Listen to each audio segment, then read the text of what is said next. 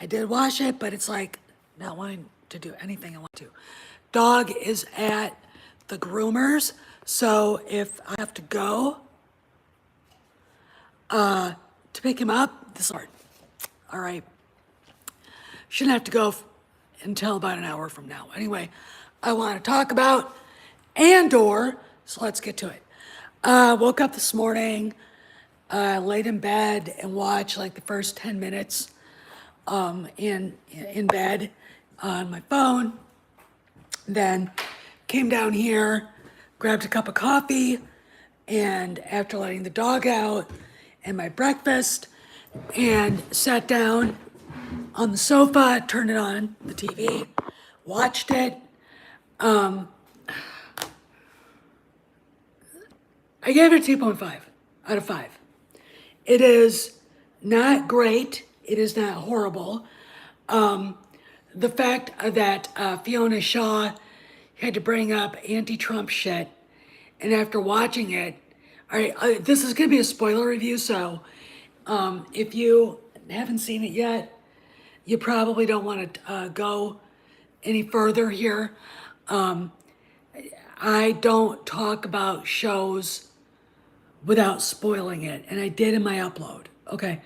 But I have to, because you can't talk about something like this without talking about some of the details. So, episode 1, hey Maze.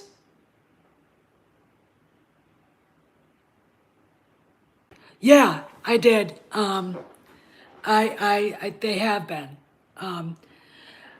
What you get in episode 1 is a very slow moving train. Okay. Cassian Andor goes to a brothel and is sitting there. He's looking for a girl from a planet, and he gets into an argument with two corporate sector security officers who work for this corporation. This, we don't. Here, one of the things I don't like about this show is that you don't get a lot of detail about who people are, at least the corporate sector.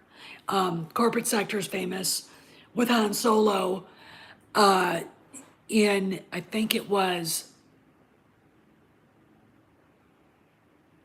it Rebel Dawn?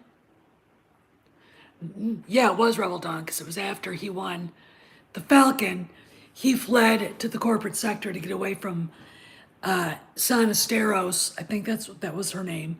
This black girl who he was friends with he was friends with her, but benefits, fuck buddies, and he saved her in an accident, and she decided they should get married, and he was like, so he jumps in the Falcon, Chewie, they go off on an adventure to the corporate sector. They did borrow a little bit from that. Andor's contact with whomever he was selling stuff to, which turns out to be Stellan Skarsgård, as a mechanic. And she reminded me a little bit of Han's girlfriend in the corporate sector named Jessa. I think that was her name. She was a mechanic too.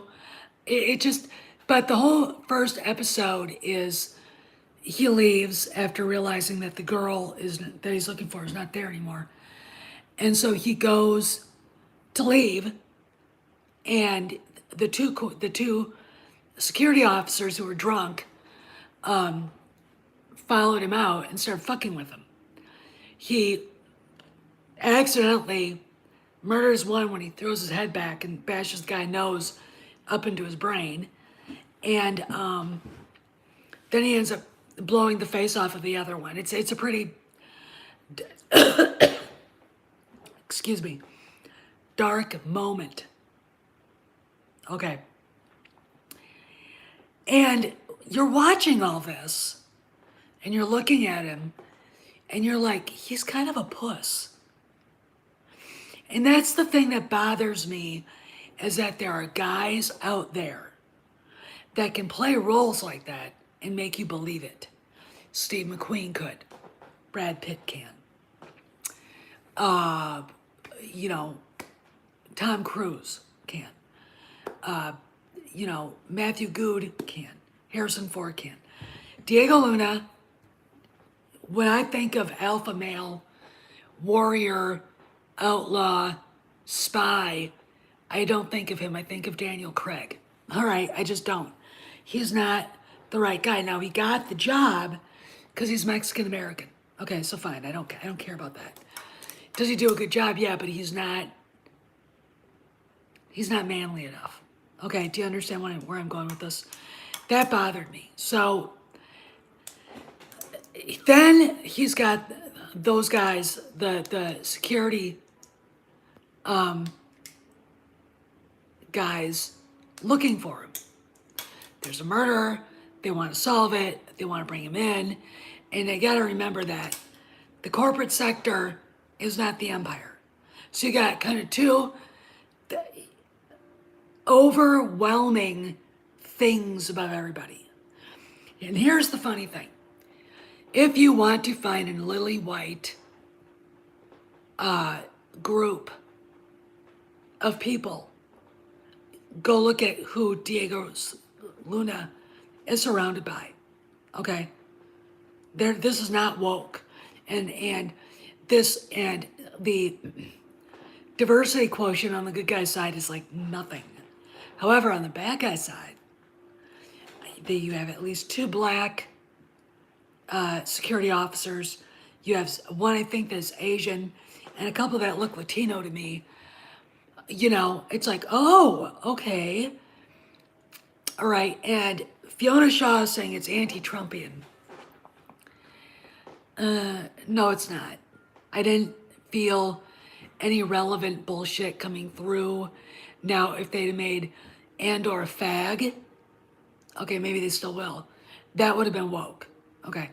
There's no woke to it. I mean, there's none. Zero. There's none at all. Okay. But episode 1 was so slow that they almost had to do episode 2 and 3 with it, because you would have gotten up and walked away and not come back to it. Okay. So you get to episode 2 and it's more of the same thing. He's on the run from these people and he gets turned in or something. It just, my memory of those 2 episodes just kind of runs together because they're so alike. You could have actually done 2 episodes and gone from episode 1 to episode 3 like that. A lot of flashbacks to Andor's planet, Kanare, where apparently, and this is just gonna make you go, oh fuck. He was a member of an indigenous tribe and they were mostly children. A ship crashes, many die, one guy gets off, and they're looking, the tribe is like watching him, and there's a fight that goes down. He blasts the chief, who's a girl, and then he gets killed. They kill him. And instead of leaving with the rest of the people that were the warriors that were there, Luna Casa, that's what his name was, is Casa, stays and goes on the ship to look around. All right. And then he runs into Fiona Shaw's Marva, who decides if they leave him there, he's going to get killed with the rest of the tribe. So she takes him, and she has a black friend. So you got that. But again, it's not woke. In fact, it's the opposite of woke. Okay. So that's how she's involved, because she's in at least the first 3 episodes.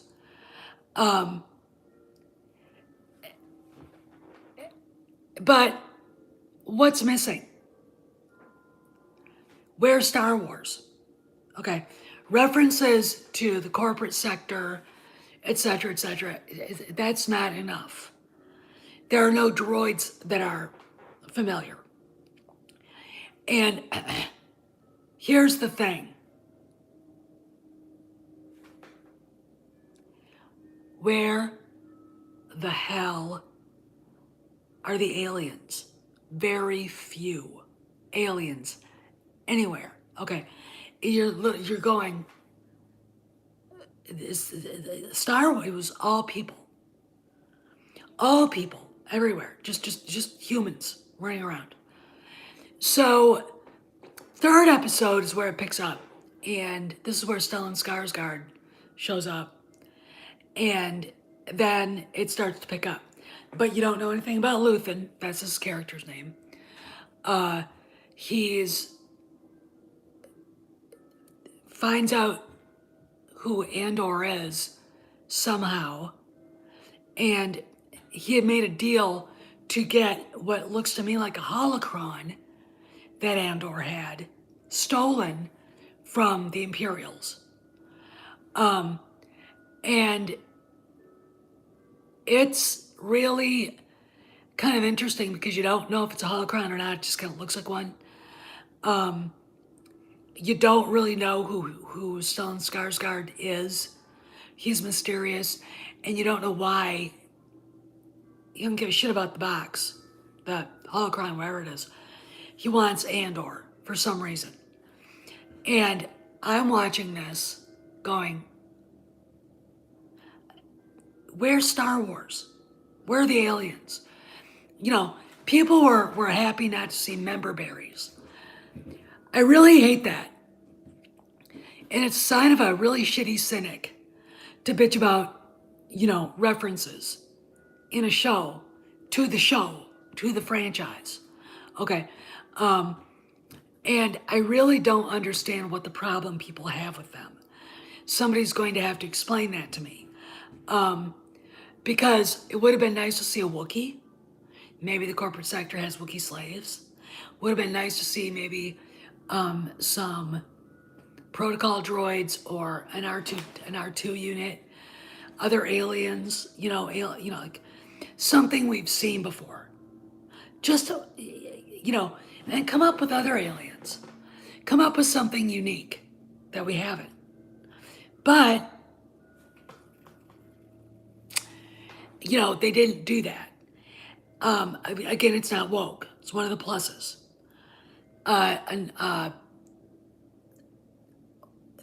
There are other pluses that it's really anti-corporate. It's anti-big government, which is not Trumpism at all. It's very, when you're seeing people working and everything, it's very blue collar, but it's the thing I don't like about it is dirty. The tone of the show is very monochromatic. Okay, I don't like that. I don't like monochromatic. It's Star Wars. A lot of people are giving it kudos for production value because they used the volume stage. That doesn't help the fact that the story was just so, I didn't hate it though. All right, I didn't hate it. So we get chapter 3, and Skarsgård and Andor negotiate, start talking. They get discovered by the bad guys. And this is where the very end is really, really anticlimactic. And I'm like, you promised me action and like fireworks. We got 1 point. They were in that warehouse and almost got crushed to death by chains and swivels. And that was it. There was gunfight. Andor goes back to, or discovers the main bad guy and lets the guy live and takes off on a speeder bike with Stellan Skarsgård. That's it. Meanwhile, you hear all of the people are bashing things like, like triangles, that ding, ding, ding. Whatever they have, they're doing it. There's Fiona Shaw. That's the sound of a reckoning. It's war. It's like, they're not doing anything. I thought I would see a mob attack the corporate police. Nothing. Nothing. Okay. It was the most anticlimactic ending for something I've ever seen in my life. And yet I wasn't like turned off by it. I'm just not as invested in it as I'd like to be. Chapter 4, next Wednesday, should be interesting. I will get up early to see it. Coffee, breakfast, me and the dog going. But as far as like this thing being over the top awesome, no, it's not. Let me explain why. I call Cassian Andor the deeply discounted Han Solo. Okay, first off, he's a criminal. He's off in the corporate sector. He's a thief. He goes off and does things. He's kind of a mercenary. But he's not, he doesn't have that personality. He's not larger than life. You can't see this guy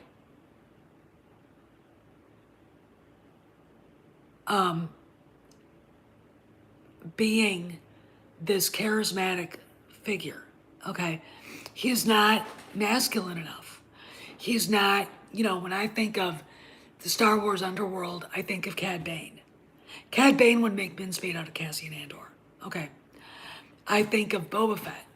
I think of Fennec Shand. I think of all of the bounty hunters, okay? I think of Han Solo. I think of Lando Calrissian. I think of guys who are, here's the difference. When you see Andor blow that guy's face off, it's not like it would be if Han did it. It's like you're seeing this little 12-year-old kid with a pistol in his hand, where Solo wouldn't wimp out like that. Okay. And I think the reason why they made this show is because they didn't want to have to use Han Solo. Okay. I really do think that this was probably, I have a theory, at first when they first started talking about doing a show about the galaxy before Yavin, that Han was the first one they brought up because, again, Andor is flopping around the corporate sector, stealing shit from the Imperials, okay? And Han Solo did that. Okay, so I'm like, and Andor is boring. He's a boring character. I don't care about him. Okay, maybe I will later. I did like Stellan Skarsgård. He is the person that saved this. Okay, I can't wait to see him on Coruscant with Mon Mothma. You want to have member berries. She's a character that brings member berries with her. Okay. And hopefully we'll see Bail Organa. Okay, because look. Come here. Sit down here. You can't have the Rebel Alliance without Bail Organa. Okay? You can't. And Mon Mothma, she couldn't do it alone. So we better have Bail in this. Somewhere. Okay? I'm really mystified at the show. I remember when they announced it and everyone's like, why him? Why does as Tom likes to call him, Casio Keyboard, get a show? It's one of those things where you're like, I'm curious to see where it goes. Apparently they're gonna do one more season. After the first 3 episodes, I can't believe they even got a second season. Okay, I really can't. because as good as it is, when I think about how good it could be, I'm like, now again, they get kudos for actually filming on location. I don't care. All right. Hey, Joe, I don't care if they filmed on location. I'm not there to watch them film on location. I want the story to be good, and I want it to feel like Star Wars. That's my biggest complaint. Cassian Andor is not a character that you should have to do a 2-season TV show about, because who cares? Okay. Secondly, it's got to feel like Star Wars. And after watching it, excuse me, I gotta grab something. After watching it, the first 3 episodes, I have to admit that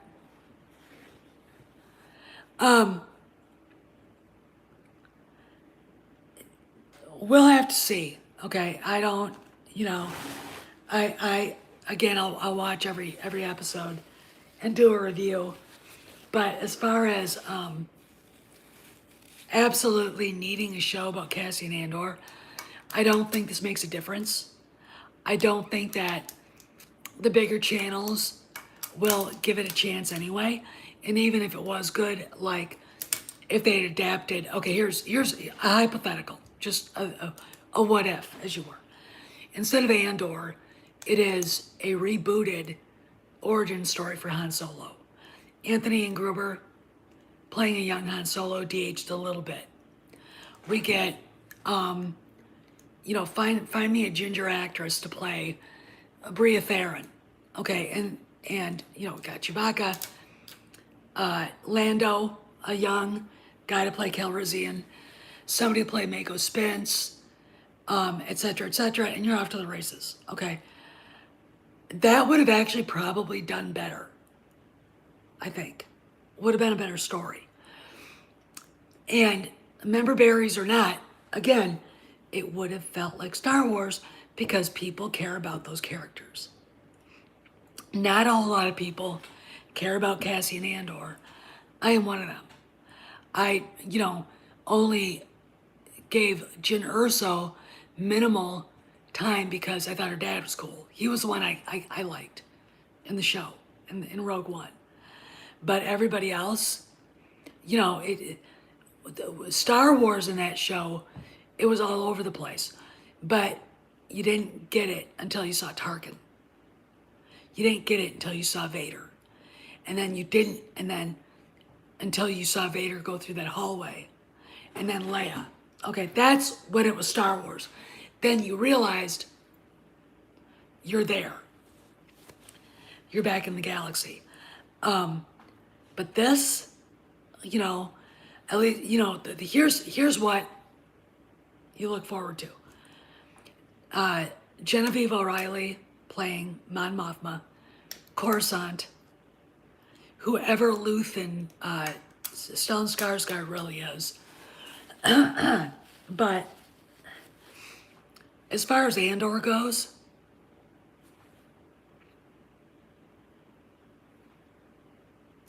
himself, I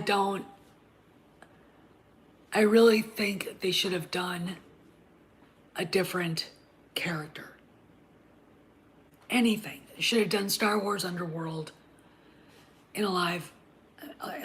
Okay, but here's some of the other things. The cliche of the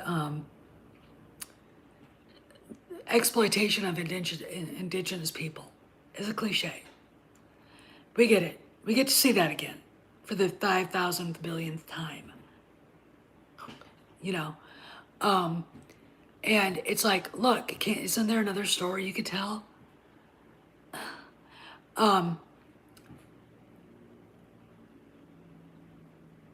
But it's not woke. Okay. Fiona Shaw, she was in there for, I would say her character was in for maybe 5 minutes. We'll say 7 or 8, okay? Through the entire 3 episodes. And I was like, good. Okay, good.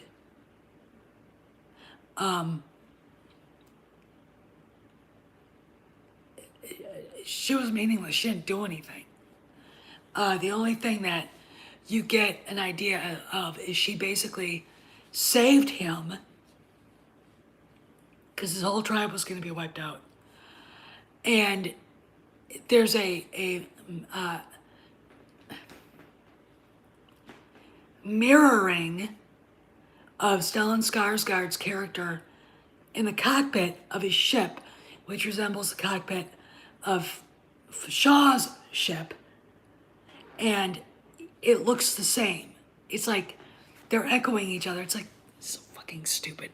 I didn't care. I just, I will watch it. I will begin to care about it once we get into characters that we're familiar with. Once we get into places that are Star Wars, okay? Places that are familiar, Coruscant, and other planets that we know. I'd like to see more aliens. That's the one thing that George would have said, you have to have more aliens. You have to have more. And they just didn't have them. I mean, it was all humans. Okay, it's like, where are the aliens? Where is everybody? But we'll have to see. I mean, I'm gonna watch the first 3 episodes again, and we'll just see where it goes. As far as like not being able to wait, not that I can't wait to see the next one.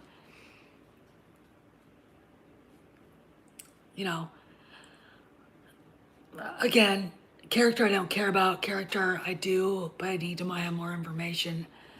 Am I wasting my time watching this? And that's what's going through my head when I'm watching it. But if people liked it, good. I found it to be kind of dull. So it gets a 2.5. It's not woke, which gives it a 5 on my thing. Any ideas that it's anti-Trump, Fiona Shaw doesn't understand what that means. Because the show has nothing to do with hating normal people, okay? It is really anti-corporate. And I would say if you wanted to compare it to relevant politics, it's anti-globalist, which is not anti-Trump, okay? But anyway, I gotta go. I'm waiting for the... Well, Joe, she's said other things about shows she's been in. She's kind of delusional. Okay, she's a very delusional, fat broad.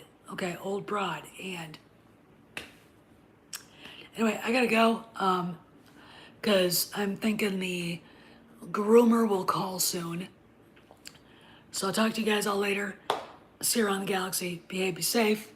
And I'm gonna go into Midnight's Edge chat right now. Talk to y'all